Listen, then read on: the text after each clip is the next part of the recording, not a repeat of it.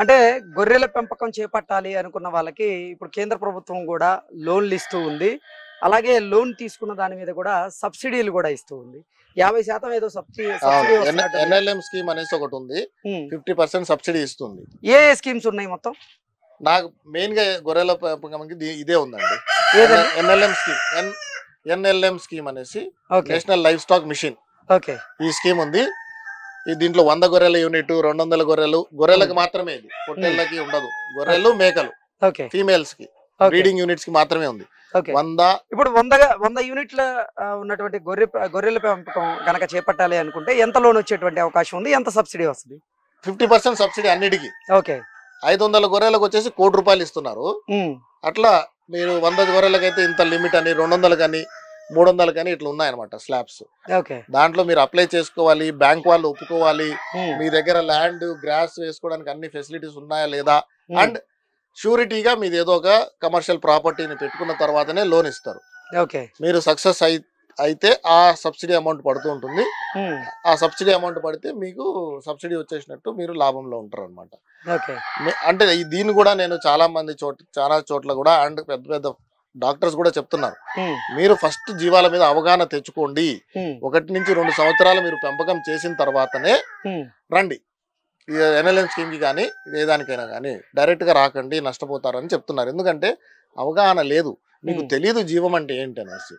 ఏదో స్కీమ్ ఉంది 50% సబ్సిడీ వస్తుందని రాకండి.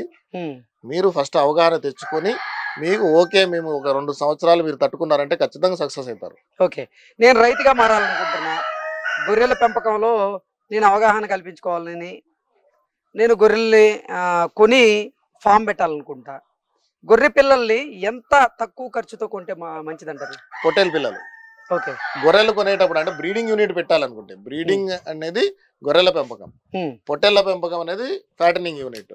అంటే 1 సంవత్సరమో 6 నెలలు 3 నెలలు పెంచుతామో సేల్ చేసేసుకుంటాం పొట్టేల పిల్లలు. గొర్రెలు అట్లా కాదు, లాంగ్ రన్ ఉంటాయి, వాటి నుంచి మనం పిల్లల్ని తీసుకుంటూ ఉంటాం. సో గొర్రెల పెంపకం వాళ్ళు కూడా ఇప్పుడు చిన్న పిల్లలు తీసుకొని పెంచకూడదు ఎప్పుడు. గొర్రెలు అంటే ప్రెగ్నెంట్ ఉన్న అనిమల్స్, డెలివరీ అయిన అనిమల్స్ విత్ తల్లి పిల్ల, ఓకే, ఇలాంటివి తెచ్చి పెంచుకోవాలి.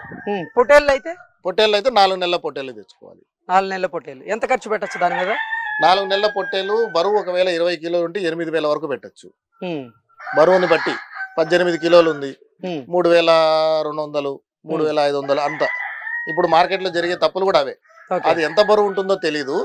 ఈ చిన్న పిల్ల 15 కిలోలు 10 కిలోలు ఉన్న పిల్లకు కూడా 8,000 పెట్టేస్తున్నారు. అంటే మీరు ఇక్కడే సగం నష్టపోయినారు.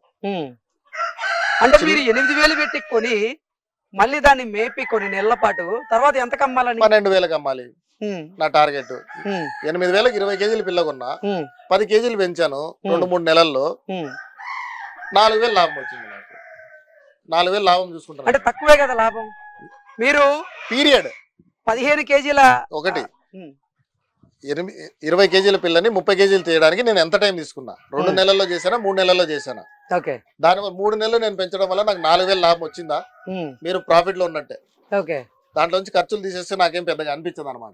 అదే మీరు ఆ 30 కేజీలు తీసుకురావడానికి 5 నుంచి 6 నెలలు తీసుకున్నారు అనుకోండి, అక్కడే నెలకు 15,000 నుంచి 20,000 శాలరీ లేబర్ది. అంటే 80,000 వరకు, 60 నుంచి 80,000 వరకు అతందే పోతుంది. మళ్ళీ వాటికి ఫీడింగ్ చేసింది, టైం వేస్టేజ్ అనమాట ఇదంతా. దానివల్ల మీకు లాభాలు తగ్గుతాయి.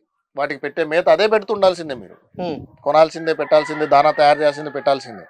కానీ మీరు ఎట్లాంటి పీరియడ్లో కొనాలి, ఎట్లాంటి పిల్లలు కొనాలంటే 2 నుంచి 3 నెలల్లో అవి సేల్ అయిపోయే మూమెంట్లో ఉండాలి. ఓకే. ఆ 10 కిలోలు అనేవి ఎక్కువలో ఎక్కువ 3 నెలల్లో వచ్చేయాలి వెయిట్ గెయిన్. అప్పుడే మీరు లాభాల్లో ఉంటారు. 3 నెలలు కాదు 6 నెలలు అయిందంటే 3 నెలలు టైం వేస్ట్ అయినట్టు మీది. అంటే ఒక్క గొర్రెకి ఏదన్నా వ్యాధి సోకింది అంటే ఆ గొర్రె ద్వారా, ఆ మేక ద్వారా, ఆ పొట్టేల ద్వారా అన్ని పిల్లలకు కూడా ఆ వ్యాధి సంక్రమించేటువంటి అవకాశం ఉంటుంది. ఎలా నిలువరిస్తారు? వైరల్ డిసీజెస్ అవే, ఏది పాక్స్, పిపిఆర్, ఎఫ్ఎండి, ఇవి గాల్లో వస్తాయండి. గాలిలో వచ్చేస్తాయి. అంటే ఇప్పుడు మన ఫామ్ ఇక్కడ ఉంది, దీని చుట్టూ 50 కిలోమీటర్ రేడియస్ లో ఎక్కడ వేరే ఫామ్ ఉన్నా వాటిల్లో ఏదైనా వ్యాధి ఉంటే ఇలాంటి పిపిఆర్, పాక్స్, ఎఫ్ఎండి లాంటివి మన ఫామ్ కి ఆటోమేటిక్ గా వచ్చేస్తాయి గాల్లో. కానీ అవి వచ్చే టైంకి నేను దానికి సంబంధించిన టీకా నా ఫామ్ లో నా అనిమల్స్ వేసుకొని పెట్టుంటే నా ఫామ్ లో అటాక్ అవ్వదు అది. ఎందుకంటే మనం దానికి రక్షణ కవచాన్ని ఇచ్చేసాం, ఒక షీల్డ్, టీకా అనేది. సో ఆ వ్యాధి వచ్చినా కానీ మన అనిమల్స్ అటాక్ అవ్వదు. ఓకే. ఇంతకు ముందు ఆంథ్రాక్స్ అనే వ్యాధి తరచుగా వచ్చి ఉండేది. ఇప్పుడు ఈ మధ్య కాలంలో రావట్లేదు అది? ఇది ఎక్కువగా సాయిల్ లోనే ఉంటుందండి. అనంతపూర్ డిస్ట్రిక్ట్ లో ఎక్కువగా కనిపిస్తుంటుంది ఆంథ్రాక్స్ అనే వ్యాధి. అది చాలా డేంజరస్. అది వచ్చి చనిపోయిన అనిమల్స్ లో ఏమైతుందంటే ముక్కులోంచి నోట్లోంచి రక్తం రావడం, లేదంటే బ్యాక్ సైడ్ నుంచి రక్తం రావడం అనేది జరుగుతుంది. అలాంటి వాటిని చాలా జాగ్రత్తగా హ్యాండిల్ చేసి ఒక 5-6 అడుగుల గుంత తవ్వి బూడ్ చేయాలి. ఈవెన్ పోస్ట్ మార్టం తీసుకెళ్ళినా కానీ చేయరు, ఎందుకంటే అంత డేంజరస్ అనమాట. ఎంటీ హాన్స్ కూడా టచ్ చేయకూడదు. సో అలాంటి ఆంథ్రాక్స్ వస్తే ఎలాంటి లక్షణాలతో చనిపోతాయని తెలుసుకొని అవగాహన పెట్టుకుని హ్యాండిల్ చనిపోయిన అనిమల్స్ కూడా అదే రకంగా గ్లౌజులు వేసుకొని ఇట్లాంటివి హ్యాండిల్ చేయాలన్నమాట. ఓకే. అంటే ఇప్పుడు కేవలం అనంతపురంలో మాత్రమే ఆంథ్రాక్స్ వ్యాధి ఎక్కువ? అనంతపురం డిస్ట్రిక్ట్ లో అక్కడక్కడ ఎక్కువగా ఉందండి. అక్కడి నుంచి తెచ్చుకున్నాం అనుకోండి మన దగ్గర కూడా వస్తుంది. ఓకే.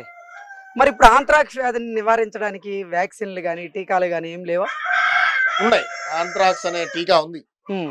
అది మీరు గవర్నమెంట్ వాళ్ళతో మాట్లాడి ఆ వ్యాక్సిన్ వేసుకుంటే మీ అనిమల్స్ సేఫ్. అంటే ఖర్చుతో కూడుకున్నదా అది? ఏం లేదు, అది కూడా ఏం పెద్ద ఖర్చు కాదు. 1000 రూపాయలు కూడా అవ్వదు. ఆంథ్రాక్స్ వ్యాక్సిన్ 100 జీవాలకు వస్తుంది.